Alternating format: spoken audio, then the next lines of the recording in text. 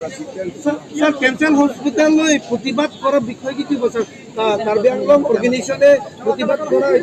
যদি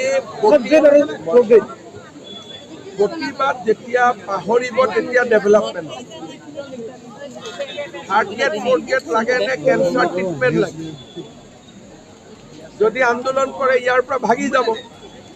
গতিকে আমি যেনেকৈ অসমত আন্দোলন বন্ধ কৰিছোঁ কাৰ্বি আংলঙতো এই বস্তুটো বন্ধ হ'ব লাগিব কাৰ্বি আংলঙত মেডিকেল কলেজ হৈছে ইয়াত ডাক্তৰ হ'ব লাগে নাৰ্ছ হ'ব লাগে ইয়াতে ইয়াৰ মানুহে কাম কৰিছে কিন্তু যদি এইবিলাক হৈছে লেফটিষ্ট ইছ্যু